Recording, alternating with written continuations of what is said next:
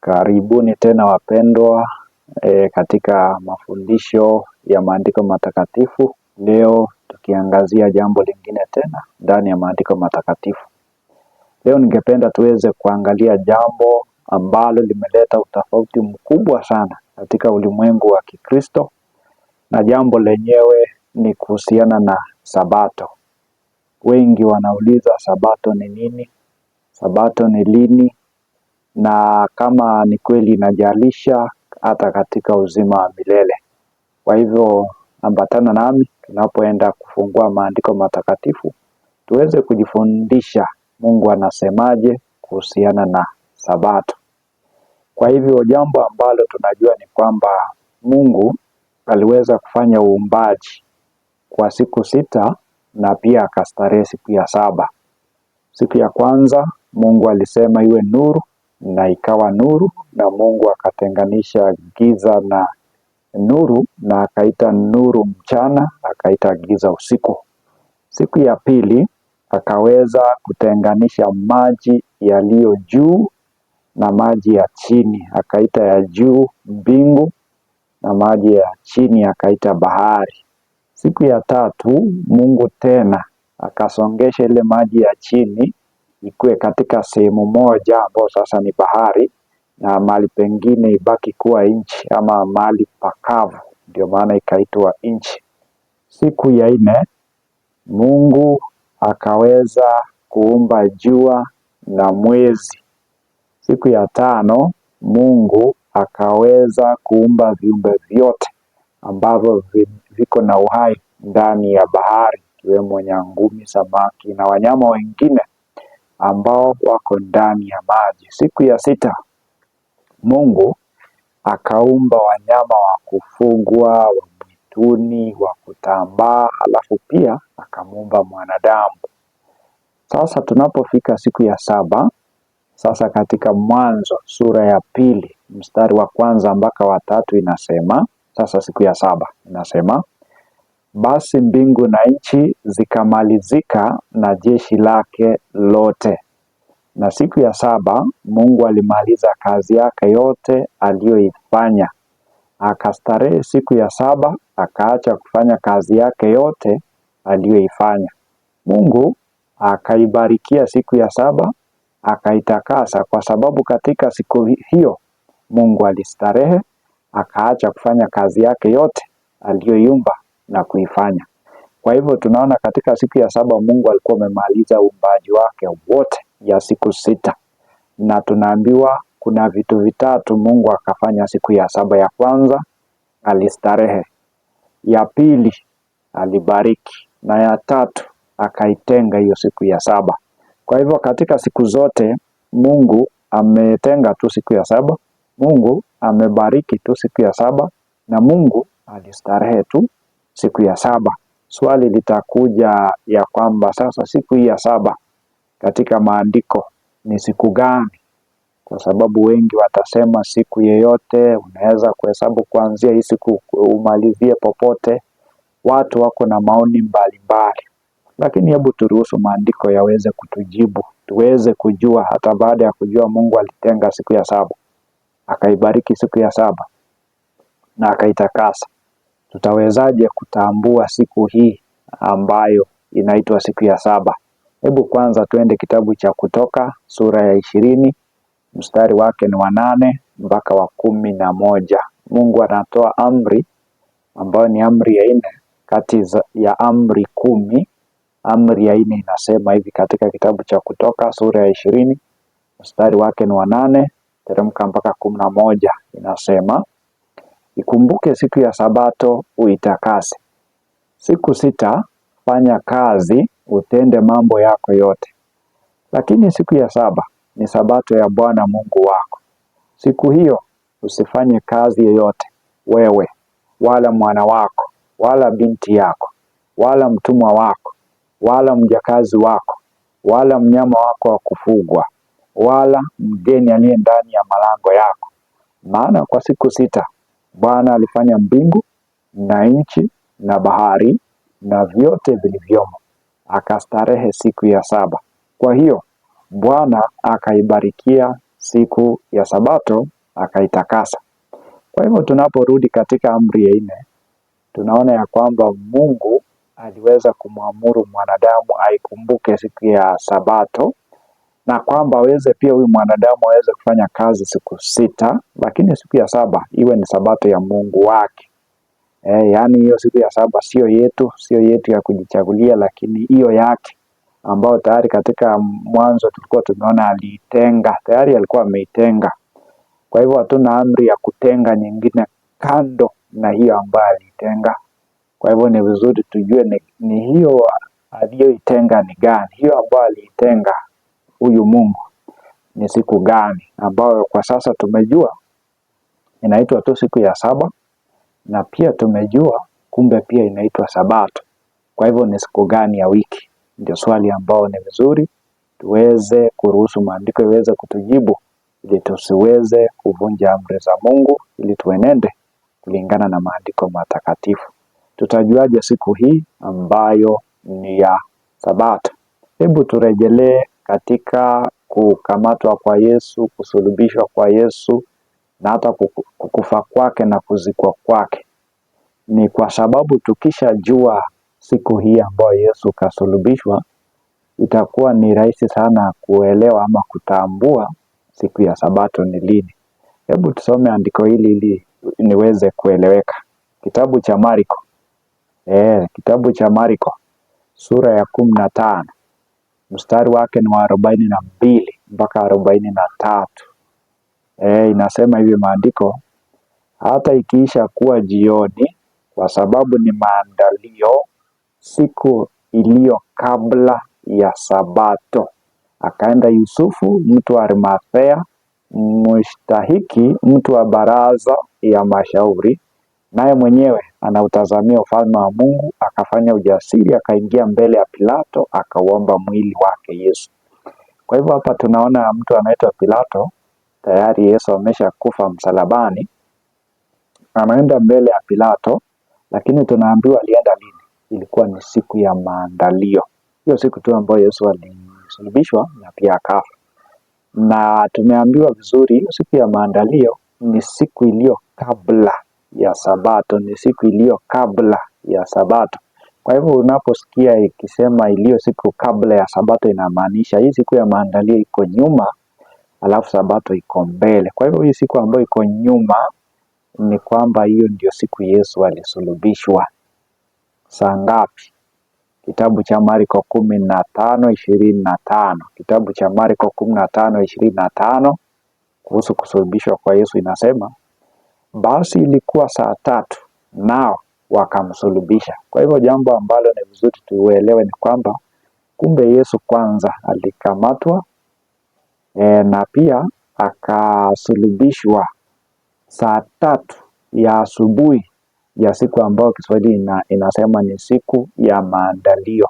Kwa Kiingereza inaitwa preparation day. Hiyo siku ya maandalio saa 3 asubuhi Yesu anapigiliwa msumari. Pia katika hiyo Marko 15:33 mpaka 34 inasema ya kwamba, na ilipokuwa saa 6 palikuwa na giza juu ya nchi yote hata saa 9. Na saa 9 Yesu akapasa sauti yake kwa nguvu, Eloi, Eloi, lama sabakthani. Maana yake, Mungu wangu, mbona umeniacha? Kwa hivyo tunaona ya kwamba saa 3 asubuhi Yesu anasulubishwa. Saa 6 mchana kumekuwa na giza katika nchi yote. Saa 9 jioni tunaona Yesu anatoa sauti ya mwisho, kisha anakata roho. Kwa hivyo tunaona saa 9 ndio huyo Yesu anaaga dunia. Saa 9 ya siku ya maandalio. Hebu tusome pia kitabu cha Yohana 19:31. Ilipofika hiyo jioni, nini iliendelea? Katika kitabu cha Yohana 19:31 inasema ya kwamba, basi Wayahudi kwa sababu ni maandalio, unaona hiyo siku kwa sababu ni siku ya maandalio, miili isikae juu ya misalaba siku ya Sabato. Kwa hivyo Wayahudi walikuwa wanahakikisha kwamba Sabato miili isikae kwa msalaba. Kwa hivyo siku ambayo iko nyuma ya Sabato inaitwa siku ya maandalio. Kwa hivyo Yesu alisulubishwa na wale wezi wawili siku ya maandalio, na ilipokuwa inakaribia jua kutua, wakahakikisha miili imetolewa ili Sabato isiweze kuingia kabla haijatolewa. Inaendelea kusema waliomba Pilato miguu yao ivunjwe wakaondolewe. Kwa hivyo Yesu alikuwa amekufa, ni wale wezi wawili tu hawakuwa wamekufa. Kwa hivyo hao wezi wawili ndio walivunjwa miguu yao ili wakufe, ndio watolewe kwa misalaba ili waweze kuzikwa. Lakini Yesu hakuvunjwa kwa sababu tayari yeye alikuwa amekufa. Kwa hivyo alitolewa tu msalabani, na huyu mtu ambaye tunaona ni Yusufu kutoka Arimathea alienda akamwomba Pilato mwili wa Yesu, naye akapewa, naye akaenda akauzika. Hebu tuone akiuzika mwili huo. Kitabu cha Luka 23 anzia 50 mpaka 54. Kitabu cha Luka 23 kuanzia 50 mpaka 54. Maandiko matakatifu yanasema,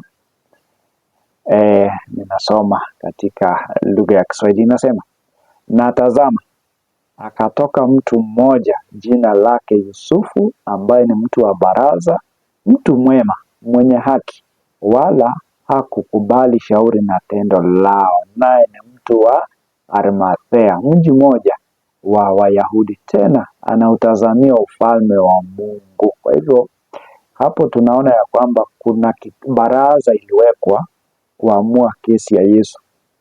Kuna baraza iliwekwa, iliteuliwa kuamua Yesu atafanyiwa nini. Miongoni mwa wanabaraza alikuwa mtu mmoja, alikuwa anaitwa Yusufu, ambaye alikuwa anatoka Arimathea. Tunaambiwa ya kwamba baada ya baraza nzima kuamua ya kwamba Yesu asulubishwe, yeye peke yake tu alibaki kukataa ya kwamba Yesu asisulubishwe, kwa maana hakuona makosa kwake. Lakini mwisho wa yote Yesu alisulubishwa. Lakini tunaambiwa huyu mtu alikuwa mtu wa baraza ndio, lakini alikuwa mtu mwema, tena mwenye haki, tena anautazamia ufalme wa Mungu. Kwa hivyo huyu mtu alifanya nini? Biblia inaendelea kusema mtu huyo alikwenda kwa Pilato, akataka kupewa mwili wa Yesu, akaushusha, akauzinga sanda ya kitani, akaweka katika kaburi lililochongwa mwambani, ambalo hajalazwa mtu bado ndani yake. Na siku ile ilikuwa siku ya maandalio, na Sabato ikaanza kuingia.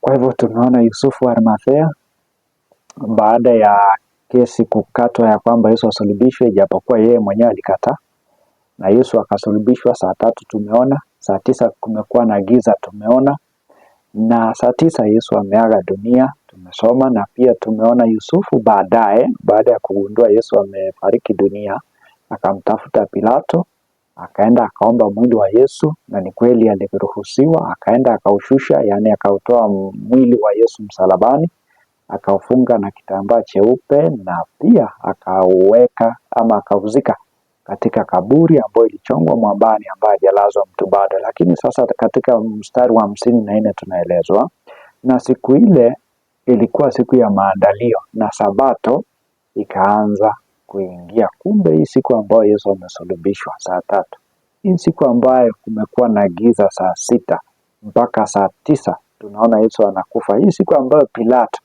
ameenda kuomba mwili wa Yesu, na pia akaruhusiwa na akaushusha na akauzinga, akaufunga na kitani nzuri. Kumbe hii siku ilikuwa siku ya maandalio. Baadaye anawekwa kwa kaburi. Hiyo siku inaitwa siku ya maandalio, na Biblia inasema na Sabato ikaanza kuingia. Kwa hivyo tukishatambua ni siku gani hii ambayo Yesu alisulubishwa, Sabato itakuwa tu mbele yake. Na pia tunaposoma katika tafsiri zingine za Biblia, inaweza kuweka siku haswa ya lini Yesu aliweza kusulubishwa. Kwa hivyo tunasoma kwa lugha ya Kiingereza Biblia Good News, ambayo tunasoma Luke chapter 23 verses 50 to 54. Turudie tu ile ambayo tumesoma kwa Kiswahili. Inasema ya kwamba there was a man named Joseph from Arimathea, a town in Judea. He was a good and honorable man, who was waiting for the coming of the kingdom of God.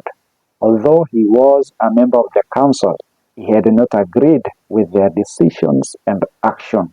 He went into the presence of Pilate and asked for the body of Jesus.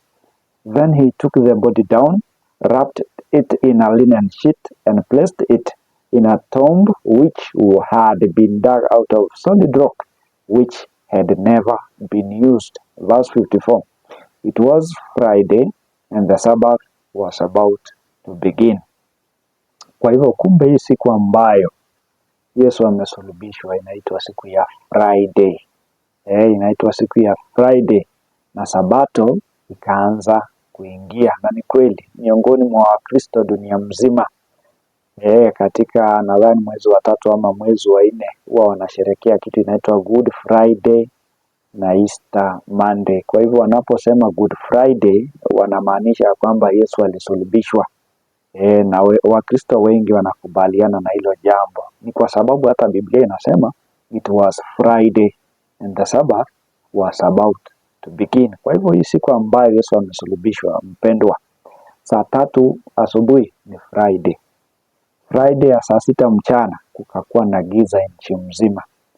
Friday saa 9 jioni giza ikaisha na pia Yesu akaaga dunia. Jioni yake ya hiyo Friday tunaona Yusufu ameenda kwa Pilato, ameenda akaomba mwili wa Yesu na Yesu akazikwa kabla jua halijatua, kwa maana siku inaanza wakati jua imetua, siku inaisha na nyingine inaanza. Ndio mafundisho ya Biblia ya kwamba wakati jua inatua tunaingia katika Sabato. Lakini kuna jambo lilitendeka wakati jua lilipokuwa linatua. Kitabu cha Luka 23, 54 na 55 na 56.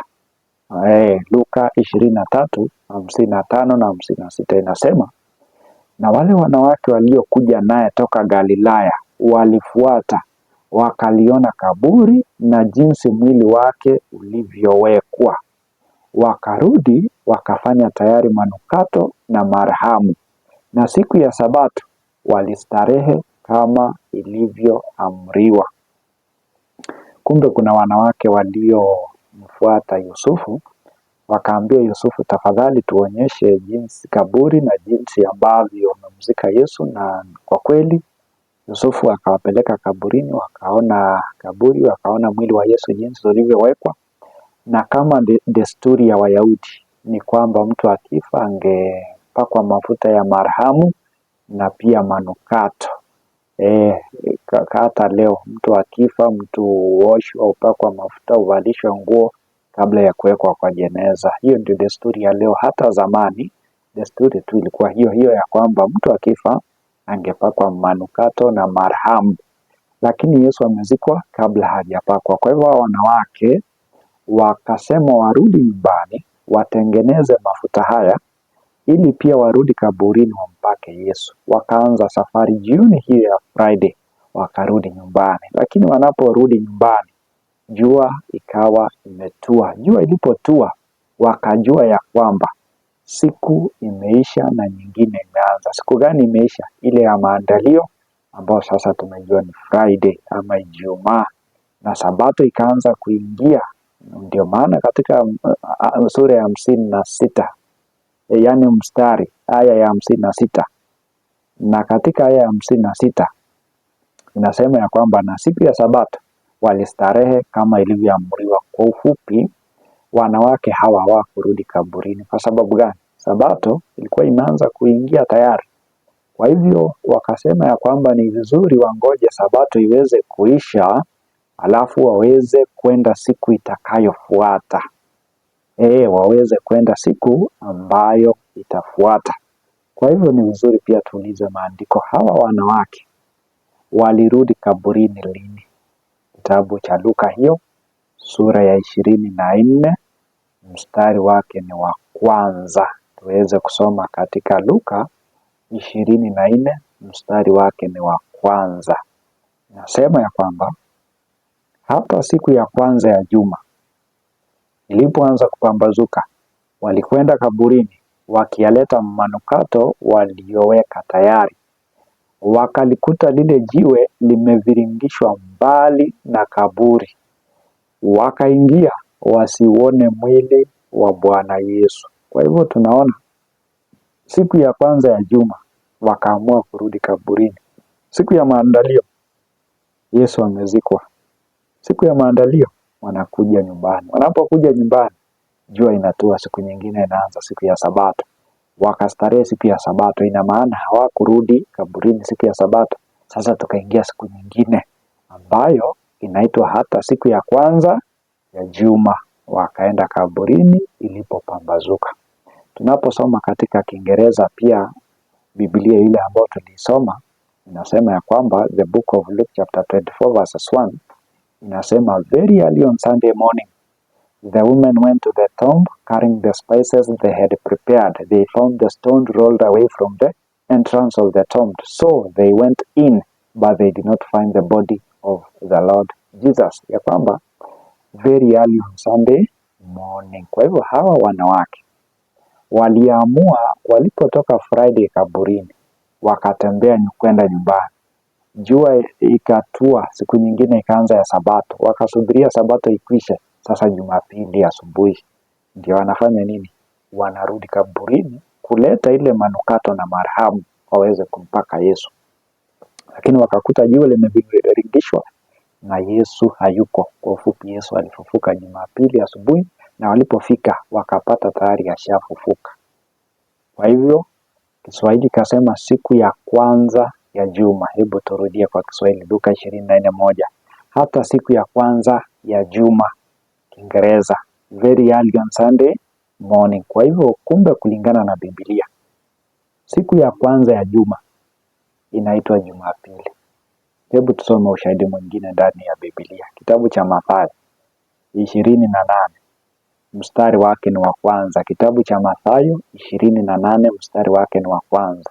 Inasema, hata Sabato ilipokwisha ikapambazuka siku ya kwanza ya juma, Maria Magdalena na Mariamu yule wa pili walikwenda kulitazama kaburi.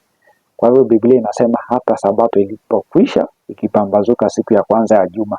Kumbe Sabato ikiisha huwa tunaingia siku ya kwanza ya juma. Sabato ikiisha tunaingia siku ya kwanza ya juma. Haya, hebu tusome Kiingereza pia, nayo inatuambia nini? Matthew chapter 28 verses 1 inasema, after the Sabbath a Sunday morning was dawning. So after the Sabbath we go to Sunday. Kumbe tukitoka Sabato tunaenda Sunday. Yes, tunaenda Jumapili ambayo Biblia imesema inaitwa siku ya kwanza ya juma. Kumbe Jumapili, mpendwa, bado ni siku ya kwanza ya juma. Ushahidi wa tatu, Marko 16:1-3. Kitabu cha Marko 16:1-3 inasema, hata Sabato ilipokwisha kupita, Mariamu Magdalena na Mariamu mamaye Yakobo na Salome walinunua manukato wapate kwenda kumpaka. Hata alfajiri mapema siku ya kwanza ya juma wakaenda kaburini jua lilipoanza kuchomoza. Wakasemezana wao kwa wao, nani atakaye tuviringishia lile jiwe mlangoni pa kaburi? Hebu tusome nayo lugha ya Kiingereza inasema nini? The book of Mark chapter 16 verses 1-3 inasema, after the Sabbath was over, Mary Magdalene, Mary the mother of James, and Salome bought spices to go and anoint the body of Jesus. Very early on Sunday morning at sunrise they went to the tomb. On the way they said to one another, who will roll away the stone for us from the entrance of the tomb? Ya kwamba walipokuwa wakitembea hawa wanawake wakawa wanajiuliza ni nani atakaye tuviringishia jiwe lile, lakini tunaambiwa it was very early on Sunday morning. Yani kwa Kiswahili ilisema, tusome pale Kiswahili Marko 16 inasema 2, hata alfajiri mapema siku ya kwanza ya juma. Kiingereza very early on Sunday morning at sunrise.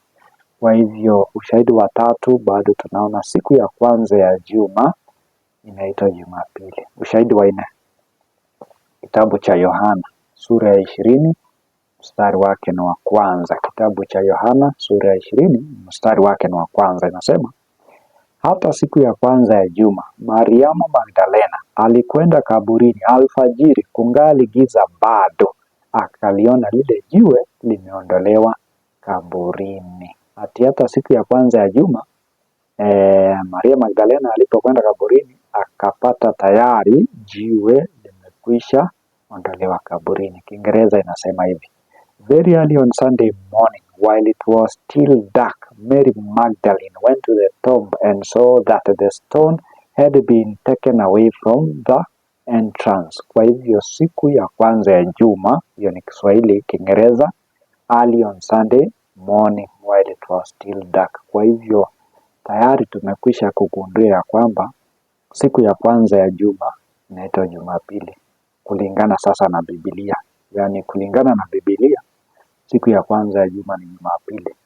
Na kama Jumapili ni siku ya kwanza ya juma, kwa hivyo utakapohesabu Jumapili siku ya kwanza, siku ya pili Jumatatu, siku ya tatu Jumanne, siku ya tano Jumatano, siku ya tano Alhamisi, siku ya sita Ijumaa, siku ya saba Jumamosi. Kwa hivyo Jumamosi inaitwa Sabato kulingana na Biblia, na pia inaitwa siku ya saba ambayo Mungu aliitenga, akaibariki, akaitakasa na pia akapumzika mwenyewe, ambayo aliamuru wanadamu waikumbuke siku ya Sabato katika amri ya 4 ambayo inasema ikumbuke siku ya Sabato. Siku sitafanya kazi, utende mambo yako yote, lakini siku ya saba ni Sabato ya Bwana Mungu wako. Siku hiyo usifanye kazi ya aina yoyote, wewe, mwana wako, maana kwa siku 6 Mungu alifanya mbingu na nchi, akaistarehe katika siku ya saba na pia akaitakasa. Kwa hivyo Sabato mpendwa ni Jumamosi kulingana na Biblia. Sasa hebu tuone manabii wa zamani, wao walitambua Sabato ni siku gani? Tuweze pia kuwauliza hawa manabii wa zamani. Tuanze na mtu anaitwa Musa. Je, Musa alitunza Sabato? Je, Nehemia alitunza Sabato? Yeremia je? Na Isaya je? Na Yesu je? Na mitume je? Walitunza Sabato? Sasa tuingie katika sehemu hiyo. Tuanze na Musa. Kitabu cha Kutoka sura ya 16 kwa aya ya 25 na 26, Musa akasema maneno haya. Anasema, Musa akasema, haya, kuleni hiki leo, kwa kuwa leo ni Sabato ya Bwana. Leo hamtakiona nje baharini. Siku 6 mtaokota, lakini siku ya 7 ni Sabato. Siku hiyo haitapatikana. Musa alikuwa anawakumbusha wana wa Israeli ya kwamba ile mana ambayo ilikuwa inanyesha kutoka mbinguni ilikuwa Mungu alikuwa anatoa mana ile siku ngapi? 6. Lakini siku ya 7 Musa akakumbusha wana wa Israeli, hiyo siku ya 7 hamtakipata, maana ni siku ya Sabato. Kwa hivyo muokote siku ya Ijumaa mara 2. Kwa sababu siku ambayo inafuata Sabato hamtakiona, na ni kweli. Kwa hivyo hata Musa alikumbusha wana wa Israeli ya kwamba Sabato ni ya Bwana. Kwa hivyo tunaona nabii Musa anajua Sabato ya Mungu. Tuweze kuona pia Nehemia katika Nehemia 13. Nehemia sura ya 13 kuanzia aya 15 mpaka 18. Nehemia anasema hivi: Siku hizo naliona katika Yuda watu wengine waliokanyaga mashinikizo ya mvinyo siku ya Sabato, na wengine waliochukua miganda na kuwapakia punda zao, tena na mvinyo na zabibu na tini na namna zote za mizigo walioleta Yerusalemu siku ya Sabato. Nami nikashuhudia juu yao siku ile waliouza vyakula.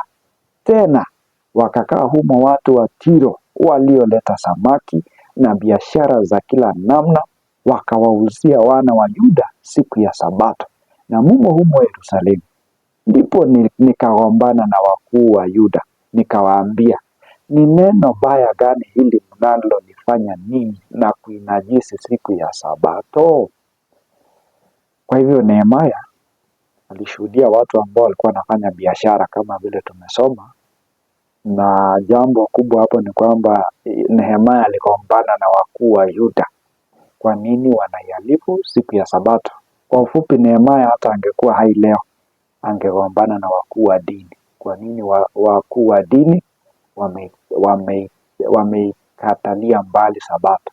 Leo pia Nehemia angekuwa hai angegombana na watu wa dini. Tuulize pia Yeremia. Tunaangalia kama manabii walitunza Sabato. Yeremia 17:21. Kitabu cha Yeremia 17 mstari wake ni wa 21 inasema Bwana asema hivi, jihadharini nafsi zenu, msichukue mzigo wowote siku ya Sabato, wala msiulete ndani kwa malango ya Yerusalemu, wala msitoe mzigo katika nyumba zenu siku ya Sabato, wala msifanye kazi yoyote, bali itakaseni siku ya Sabato kama nilivyoamuru baba zenu. Kwa hivyo Yeremia nabii naye anawakumbusha Wakristo wa wakati wake waweze kutunza Sabato kwa kutochukua mzigo, kwa kutofanya kazi. Kwa hivyo Yeremia pia angekuwa hai leo angeendelea tu kutukumbusha ya kwamba tuweze kutunza Sabato. Yeremia ni nabii wa Mungu. Yeremia ni nabii wa Mungu, angekumbusha watu waitii na kuitakasa Sabato. Tuulize pia nabii Ezekieli, yeye anaonaje masuala haya ya Sabato? Kitabu cha Ezekieli sura yake ni ya 20 mstari wake ni wa 11 na 12.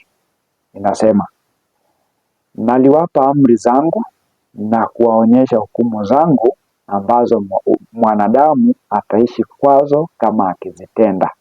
Tena naliwapa Sabato zangu ziwe ishara kati ya mimi na wao, wapate kujua ya kuwa mimi Bwana ndimi niwatakasaye. Kwa hivyo Mungu kupitia kwa Ezekieli anasema alitupea Sabato zake. Kwa hivyo kuna Sabato ya Mungu. Kwa hivyo leo tunajifundisha kuhusu Sabato ya Mungu, ile ambayo Mungu alitenga. Anasema alitupea sisi ndio ikuwe ishara kati yetu na yeye. Yaani ukitunza Sabato mko na uhusiano mzuri na Mungu, inaonyesha ishara fulani ya kuwa mko pamoja na Mungu katika hali hiyo. Tuweze pia kuuliza nabii Isaia. Nabii Isaia anasema nini kuhusiana na swala ya Sabato? Kitabu cha Isaia sura yake ni 56 mstari wake ni wa 2. Inasema, heri afanyaye haya na mwanadamu ayashikaye sana, azishikaye Sabato asizivunje, auzuiaye mkono wake usifanye uovu wowote. Kwa hivyo heri, Isaya anasema heri mwenye anafanya haya. Heri mwanadamu yupi? Mwenye anashika Sabato. Hivyo tu ndio Isaya alisema. Amebarikiwa kwa ufupi yule mtu ambaye anaitunza Sabato, kwa sababu hiyo siku ilibarikiwa. Kwa hivyo ukiitunza utabarikiwa pia na wewe. Ndivyo anavyosema nabii wa Mungu, nabii Isaya. Pia tuweze kuona pia sasa Yesu mwenyewe alipokuwa katika dunia hii aliweza kufanya ibada siku gani? Hebu twende kitabu cha Luka sura ya 4 mstari wake ni wa 16. Kitabu ni cha Luka sura ya 4 mstari wake ni wa 16. Inasema, akaenda Nazareti hapo alipolelewa, na siku ya Sabato akaingia katika sinagogi kama ilivyokuwa desturi yake, akasimama ili asome. Kwa hivyo kumbe Yesu alienda Nazareti kama ilivyokuwa kawaida yake. Akaenda sinagogi siku ya Sabato kama ilivyokuwa desturi yake. Kumbe desturi ya Yesu tangia alipokuwa mtoto mdogo alikuwa anaitunza Sabato. Sasa ataivunjaje? Na yeye ndiye alipeana katika mlima Sinai, anapeana mbao mbili, anampa Musa amri 10. Anapea Musa, anaambia wanadamu waitunze amri. Kwa hivyo haingewezekana hata Yesu avunje amri, na yeye ndiye alipeana. Kwa hivyo Yesu alitunza Sabato kama ilivyo amri yake. Na pia alisema hivi katika Mathayo 5:17. Wengi wanadhani ya kwamba Yesu alipokuja ndio akaiondoa Sabato. Ni vizuri tuweze kumuuliza Yesu mwenyewe. Je, wewe Yesu uliondoa Sabato?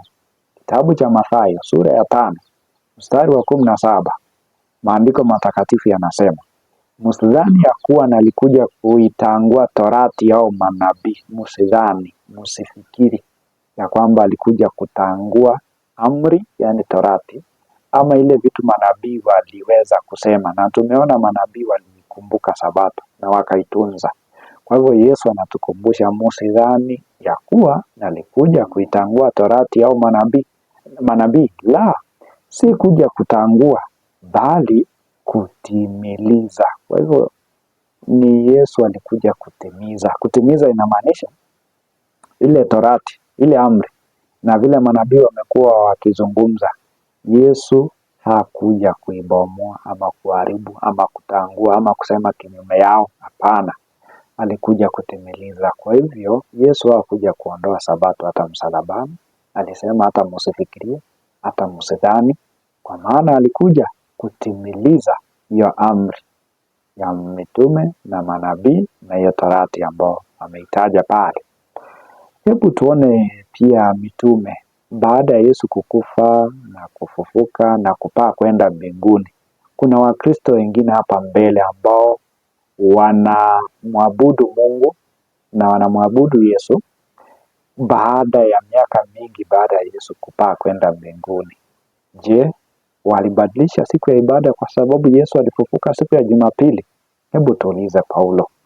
Kitabu cha Matendo ya Mitume sura ya 13 mstari wa 42 na uruke uenda 44.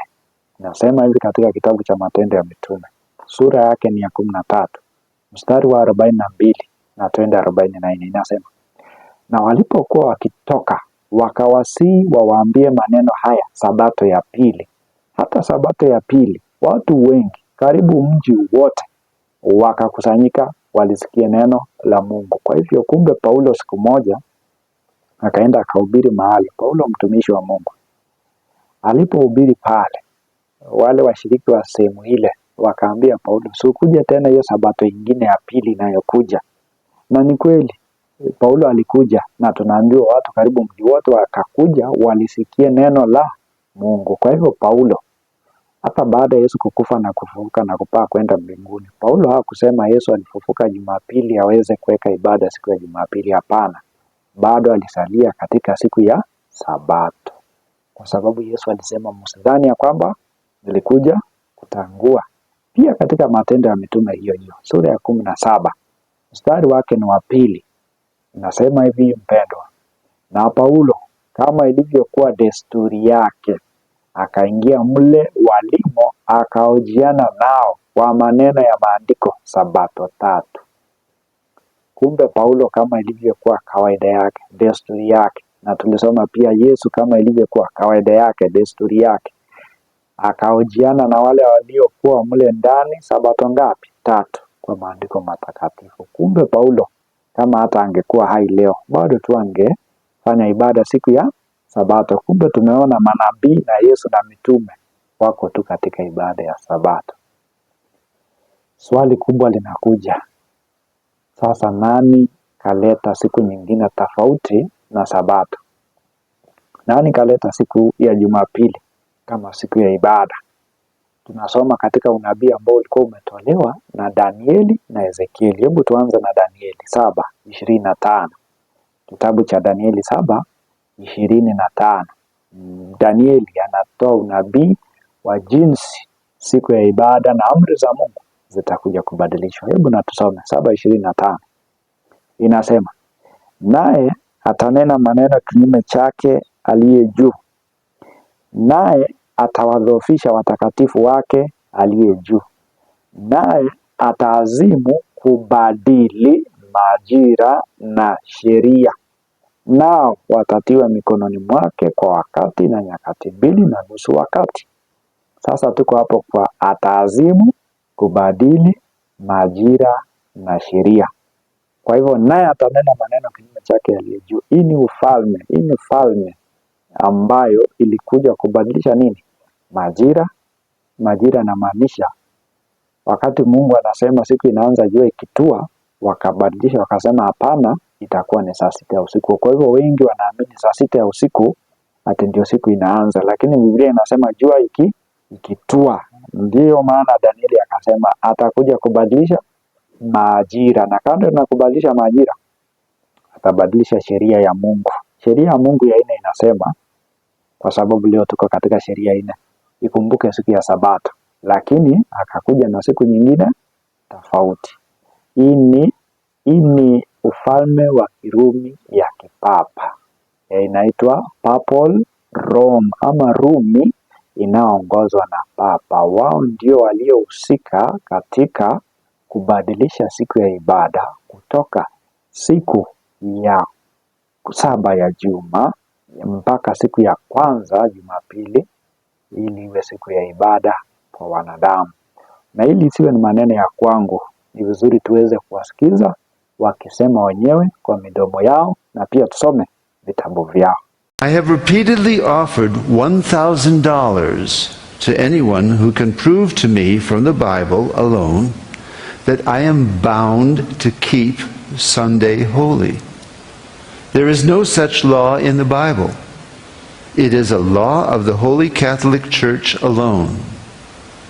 The Bible says, "Remember the Sabbath day to keep it holy." The Catholic Church says, "No, by my divine power I abolish the Sabbath day and command you to keep holy the first day of the week." And lo, the entire civilized world bows down in a reverent obedience to the command of the Holy Catholic Church. Kwa hivyo huyo padri anasema ya kwamba anapeana zawadi ya dola za Kimarekani, dola 1,000 kwa mtu yeyote atakaye toa katika maandiko ya kwamba imetupasa kuabudu siku ya Jumapili. Na anaendelea kusema hakuna sheria kama hiyo ndani ya Biblia, lakini ni amri ya Rumi ya Kikatoliki. Na anaendelea kusema, hebu tuweze kumsikiza. The Catholic Church for over 1,000 years before the existence of a Protestant, by virtue of her divine mission, changed the day from Saturday to Sunday. The Catholic Mirror, September 23rd, 1893. Nasema ya kwamba zamani zile Warumi wa kipapa waliweza kubadilisha siku ya ibada kutoka Jumamosi kwenda Jumapili, na ameweza kukisoma hata kwa kitabu ambayo iko na historia hiyo yao. Wanaendelea kusema. Question: which is the Sabbath day? Swali hilo wanaulizwa wale viongozi wa Kirumi ya Katoliki waliobadilisha siku ya ibada. Je, Sabato ni lini? Na wanajibu. Answer: Saturday is the Sabbath day. Kwa hivyo wanajibu ya kwamba Saturday, Jumamosi ni siku ya 7, Sabato. Swali la pili wanaulizwa. Question: why do we observe Sunday instead of Saturday? Wanaulizwa kwa nini mnaabudu siku ya Jumapili badala ya hiyo Sabato, siku ya 7? Wanajibu. Answer: we observe Sunday instead of Saturday because the Catholic Church in the Council of Laodicea, AD 336, transferred the solemnity from Saturday to Sunday.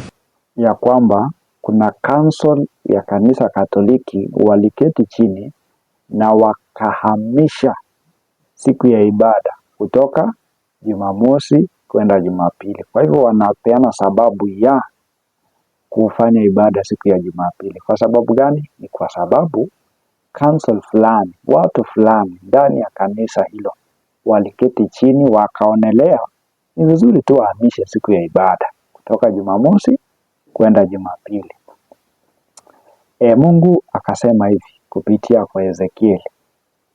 Ama Ezekieli akasema hivi katika Ezekieli 8:16 kuhusiana na jambo hilo la siku ya ibada kubadilishwa kutoka Jumamosi kwenda Jumapili. Nasema, akanileta mpaka ua wa ndani wa nyumba ya Bwana, na tazama, mlangoni pa hekalu la Bwana kati ya ukumbi na madhabahu walikuwako watu kama 25 wamelipa kisogo hekalu la Bwana, na nyuso zao zimeelekea upande wa mashariki, nao wanaliabudu jua kwa kuelekea upande wa mashariki. Kwa hivyo Ezekieli aliletwa mpaka kanisa la Mungu, akaona watu kama 25 ambalo walianza sasa kulipa kisogo hekalu la Bwana. Kwa ufupi, kulipa kisogo ni kuanza kufanya kinyume katika kanisa la Mungu la vile Mungu anataka na ama vile Biblia inaeleza. Wakaanza kwenda kinyume, ama kwa ufupi wakalipa kisogo, na hawa watu 25 wakaelekeza nyuso zao upande wa mashariki. Upande wa mashariki kuna nini? Kuna jua, nao wakaanza kuliabudu jua. Inaitwa sun worship, wakaanza kuabudu jua. Kumbe ndio maana inaitwa Sunday, yani ibada ya jua, ndio maana ya jina hilo Sunday. Sasa Ezekieli akaonyeshwa tayari itakuja kubadilishwa, na Danieli akasema atakuja kubadili majira na sheria, na ni kweli tumeona imebadilishwa, na wamekiri wenyewe ya kwamba wamebadilisha. Hebu tusome pia katika kitabu chao, kitabu kinaitwa Katekisimu ya Maswali na Majibu inayotokana na Katekisimu ya Kanisa Katoliki, ukurasa wa 133. Amri ambao wameliita ni amri ya 3, lakini sio la 3. Linapaswa kuwa la 4, ni kwa sababu waliondoa amri la 2 inayosema usijifanyie sanamu. Kwa hivyo unaposoma hiyo amri ya 3 ambayo inasema iweke kitakatifu siku ya Mungu, inasema hivi katika agano na, kwa hivyo wao wenyewe wanasema hivi, katika agano la kale Mungu alitenga siku ya 7 iwe siku ya mapumziko kwa wanadamu kama vile yeye mwenyewe alivyopumzika. Ilikuwa ni siku maalum ya mwanadamu ya kusali na kumwabudu Mungu. Katika agano jipya, siku ya Bwana ilibadilishwa na kuwa siku ya Jumapili, siku ya kwanza ya juma, kwa sababu Yesu alifufuka kutoka kwa wafu siku hiyo ya Jumapili. Kwa hivyo pia wanaendelea kukiri ya kwamba ni kweli Mungu alitenga siku ya 7 iwe siku ya mapumziko kwa mwanadamu, na wanasema hiyo ilikuwa ya kale. Wanasema sasa katika agano jipya siku ya Bwana ilibadilishwa na kuwa siku ya Jumapili, siku ya kwanza ya juma. Kwa hivyo tunaweza kushuhudia ya kwamba ni kweli wanakubali ya kwamba aliweza kubadilisha siku ya ibada kutoka Jumamosi siku ya 7 mpaka Jumapili siku ya kwanza. Kwa hivyo kumbe ni mabadiliko ya mwanadamu, si eti kwamba Yesu alibadilisha, si kwamba ati Mungu alibadilisha. Hapana, ni mwanadamu aliyebadilisha. Mungu hajafurahia hilo, kwa sababu hata leo Sabato ipo, haijaondoka. Unaposoma Waebrania 4:9 inasema basi imesalia raha ya Sabato kwa watu wa Mungu, kwa maana yeye aliyeingia katika raha yake amestarehe mwenyewe katika kazi yake, kama vile Mungu alivyostarehe katika kazi zake. Basi na tufanye bidii kuingia katika raha ile, ili kwamba mtu yeyote asije akaanguka kwa mfano huo wa kuasi. Kwa hivyo Paulo anatukumbusha kwamba Biblia inatukumbusha kwamba imesalia raha ya Sabato kwa watu wa Mungu. Kumbe kwa watu wa Mungu Sabato ya Mungu bado iko. Kwa wale ambao ni watu wa Mungu bado Sabato ipo. Basi imesalia, haijaondoka kama vile watu wanavyosema. Hapana, haijaondoka, haijaondolewa, na hata mpango wa kuondoka haipo.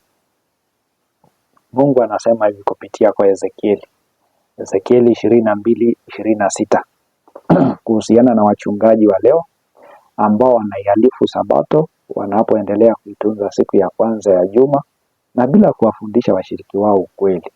Mungu anasema hivi katika Ezekieli 22:26, makuhani wake, yaani wachungaji wake, makuhani wake wameihalifu sheria yangu. Kwa hivyo Mungu anasema wachungaji wameihalifu sheria ya Mungu, wametia unajisi vitu vyangu vitakatifu. Hawakuweka tofauti ya vitu vitakatifu na vitu vya kutumiwa siku zote, wala Hawakuwafundisha watu kupambanua vitu vichafu na vitu vilivyo safi. Nao wamefumba macho yao, nao wachungaji wamefumba macho ya washiriki wao wasiziangalie sabato zangu, nami nimetiwa unajisi kati yao. Kwa hivyo Mungu anasema wachungaji wao wamefumba macho ya washiriki wasiangalie sabato. Kufumba inamaanisha hawataki kuwafundisha ukweli wa sabato na hawana mpango ya kuwafundisha sabato. Kwa hivyo wamefumba macho yao na Mungu amekasirishwa na hilo jambo. Kwa sababu watu wamefanya nini? Wametunza ile amri ya mwanadamu Jumapili na kuachana na ile ya Mungu sabato. Mungu ni lazima tu atakasirishwa.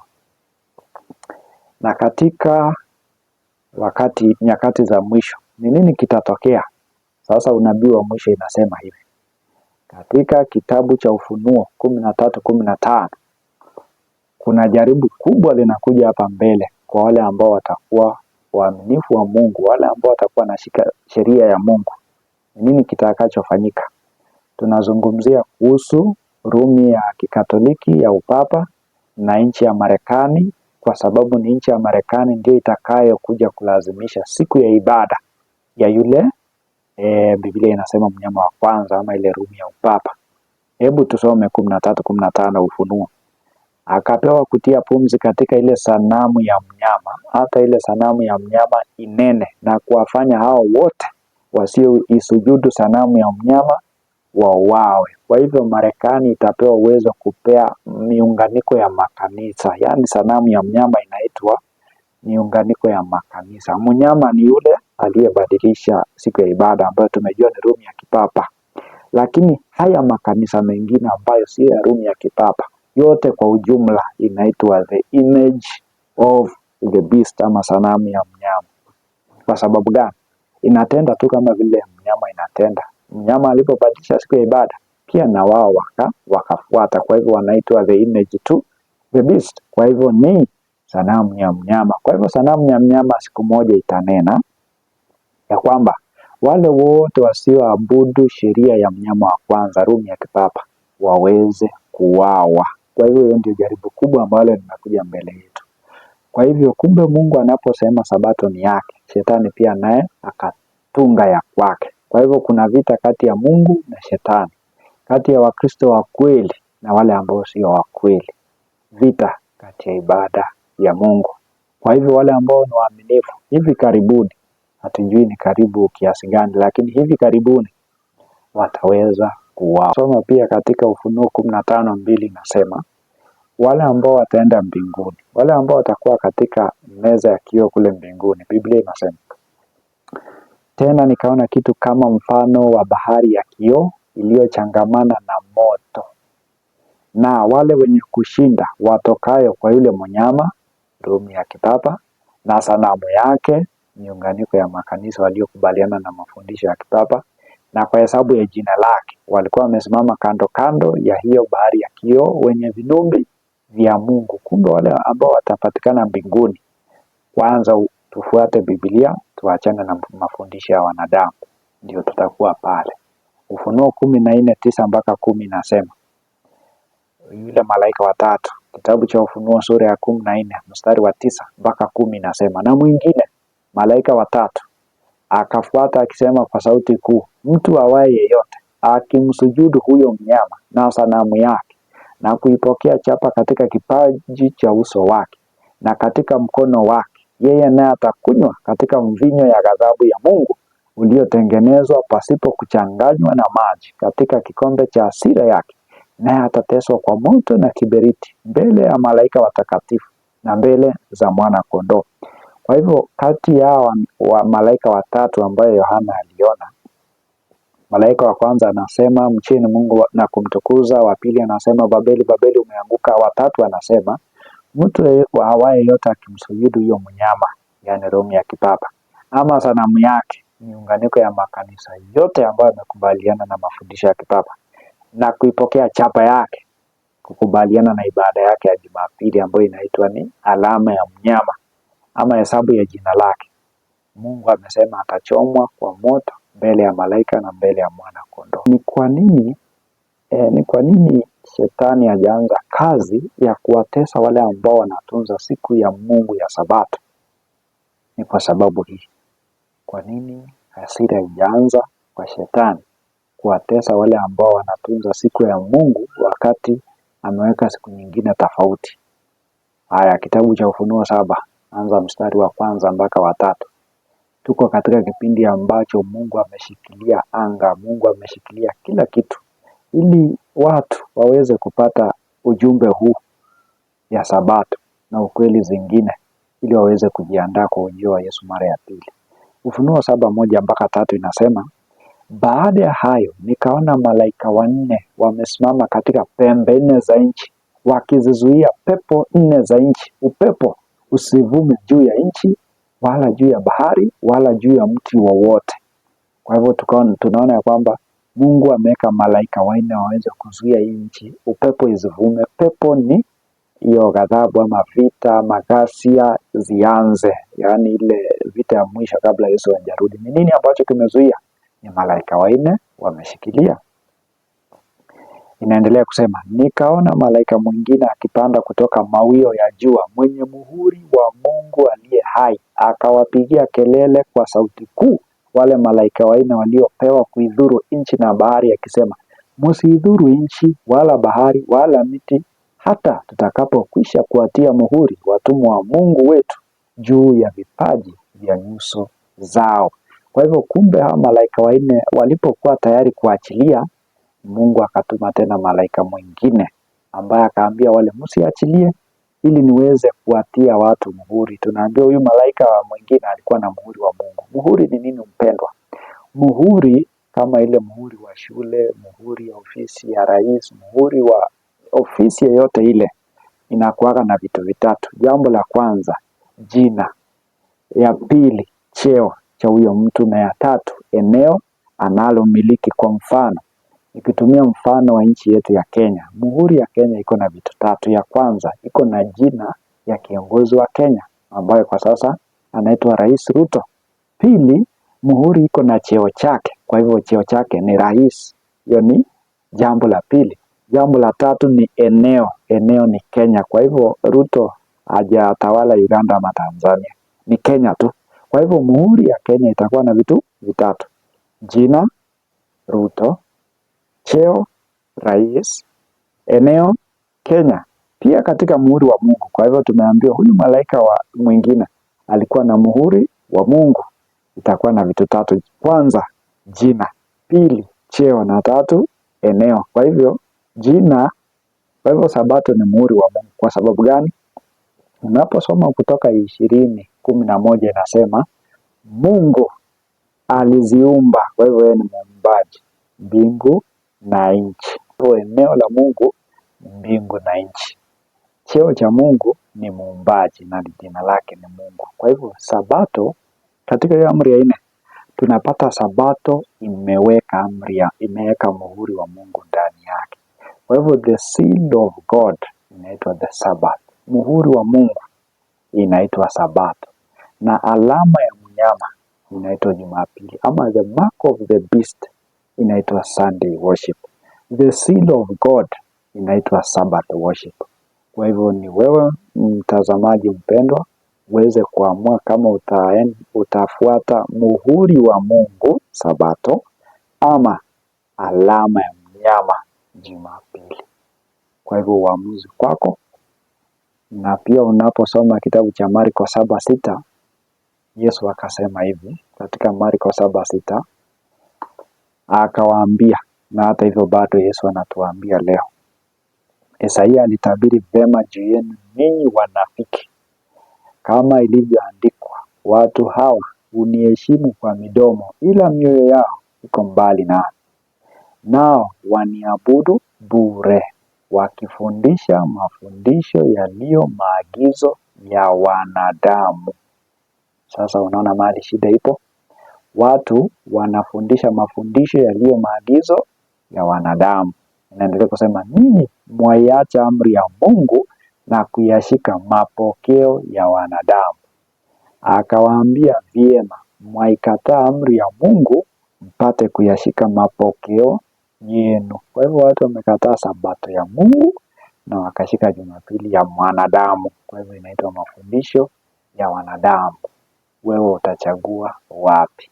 Mafundisho ya Mungu ama ya wanadamu? Na iko katika andiko gani? Kwa sababu ni vizuri pia tuweze kufuata na kudhibitisha ya kwamba ninafuata kwa sababu iko katika Biblia. Mafundisho ya wanadamu haikuwa katika Biblia, ijapokuwa wako na Biblia, lakini mafundisho yao hayapo ndani ya Biblia. Ndio maana Yesu katika Yohana 14:15 akasema, mkinipenda mtazishika amri zangu. Kwa hivyo upendo wetu kwa Yesu sio kusema nampenda Yesu kwa mdomo, lakini ni kuzishika amri zake. Amri gani? Amri 10, ikiwemo gani? Sabato. Sheria ngapi? Ya 4. Mkinipenda mtazishika amri zangu. Yesu anakuambia mpendo. Na pia tutakapoenda mbinguni, kwa sababu sabato imekuwa kabla hata Lucifer hajaasi mbinguni, imekuwepo hata wakati wa Adamu na Hawa bustani ya Edeni, imekuwepo wakati wa manabii wote, tukianza na Musa, tukikuja Noa, tukikuja Ibrahimu, tukikuja Yeremia, Nehemia, Isaia, Malakai, wote wameitunza sabato. Tumekuja kwa Yesu mwenyewe ameitunza sabato. Tumeona mitume wanatunza sabato. Tumeona Wakristo wa leo, Waebrania 9 ilisema imesalia raha ya sabato. Kumbe hata wa leo imesalia raha ya sabato kwa watu wa Mungu. Na pia hata kumbe tukienda mbinguni tutaitunza sabato kulingana na kitabu cha Isaia 66, sura ya 66 mstari wa 22 na 23. Kumbe tukienda mbinguni tena tutaitunza sabato. Inasema, kama vile mbingu mpya na nchi mpya nitakazozifanya zitakavyokaa mbele zangu, asema Bwana, ndivyo uzao wenu na jina lenu litakavyokaa. Na itakuwa mwezi mpya hata mwezi mpya, na sabato hata sabato. Wanadamu wote watakuja kuabudu mbele zangu, asema Bwana. Kumbe wakati mbingu mpya itakapoumbwa, nchi mpya itakapoumbwa, kuanzia mwezi moja mpaka mwezi mwingine na sabato moja mpaka sabato nyingine, wanadamu wote ambao watakuwa watakatifu wakiwa mbinguni wataenda mbele za Mungu na watakuwa na muabudu, na ni Bwana mwenyewe amesema. Kumbe sabato ni agano la milele. Ilikuwepo, ipo na itakuwepo milele na milele. Hiyo ndio inaonyesha utofauti ya Mungu na miungu, Mungu na shetani. Mungu, sabato ni muhuri wake. Shetani akaleta sabato bandia ambalo Biblia inasema ni mark of the beast, ambayo itakuja kulazimishwa na the image of the beast, miunganiko ya makanisa, kwa sababu ni ya the beast, Rumi ya kipapa, na itakuja kulazimishwa na the second beast ambayo ni taifa la Marekani. Mateso mpendo yalifanyika zamani, tarehe 7 mwezi wa 3 mwaka wa 321, na zama za giza yote kuanzia mwaka wa 538 mpaka mwaka wa 1798 ama 1798, Wakristo waliuawa katika zama za giza. Kwa sababu gani? Walikataa kufuata sheria za mwanadamu, mafundisho ya mwanadamu na mapokeo ya mwanadamu. Siku ya Jumapili wengine walifungwa jela, wengine walipigwa kwa mapigo, wengine walipigwa kwa mawe, wengine walinyongwa, kama vile tunavyoona katika video hii, na pia kama vile kitabu cha Waebrania 11:36 inavyosema ya kwamba wengine walijaribiwa kwa dhihaka na mapigo, na kwa mafungo, na kwa kutiwa gerezani, walipigwa kwa mawe, walikatwa kwa misumeno, walijaribiwa, waliuawa kwa upanga, walizunguka wakivaa ngozi ya kondoo na ngozi ya mbuzi, walikuwa wahitaji, wakiteswa, wakitendwa mabaya, watu ambao ulimwengu haukustahili kuwa nao. Walikuwa wakizunguka katika nyika na katika milima na katika mapango na katika mashimo ya nchi, na watu hao wote wakiisha kushuhudiwa kwa sababu ya imani yao hawakupokea ahadi. Kwa hivyo tunaona Wakristo wa zamani bila waliteswa, wengine wakaliwa na simba. Wengine waliweza kufunguliwa simba ambao walikuwa wamewekwa njaa, na simba wakawala, wakawararua. Wengine walipowararua waliweza hawakuikana imani yao. Hao wapendwa, walisimama imara, hata kifo ije waliweza kusimama imara, wakaamua kifo kuliko mafundisho ya mwanadamu, na ni kweli walikufa. Wengine walichomwa, na hata wanapoambiwa waikane imani yao wakati bado hawajachomwa, wanasema ni heri tuweke muhuri imani yetu kwa damu ambayo itamwagika leo. Je, wewe mpendwa, wakati unabii huu utakuja kujirudia tena, wakati dunia tunaona iko katika hali ya hatari, dunia inalewa, inaomboleza tena, siku ya ibada ya Jumapili itakuja kulazimishwa tena kwa mara ya mwisho kabla Yesu hajarejea mara ya pili. Je, utasimama mahali watakatifu watakuwa wakiteswa, wakiuawa, ama utabaki katika alama ya mnyama kisha baadaye uangamizwe katika moto wa kiberiti wa mbinguni? Chagua uamuzi ulio bora. Hebu Mungu akubariki unapofanya uamuzi wa kurejea sabato ya kweli, siku ya saba, siku ya Jumamosi, siku ambayo Mungu alipumzika, akaitenga, akaibariki.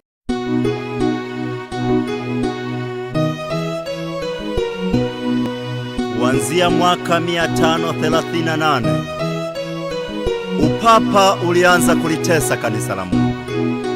Kwa miaka 1260 mamilioni walikufa kwa sababu ya kutetea ukweli. Hebu ungana na kwaya hii kusikiliza ujumbe. Upapa uliwatesa watu wa Mungu waliotetea kweli. Miaka 1260 kanisa la Mungu walichinjwa na kuteswa, na wengine walichomwa moto. Miaka 1260 kanisa la Mungu walichinjwa na kuteswa, na wengine walichomwa moto. Upapa uliua watu wake Mungu, wengi waliteswa sana. Miezi 42 kanisa likawanyika. Ni zamu yetu, kanisa la Mungu litateswa sana. Tusiogope, tushikilie imani, ushindi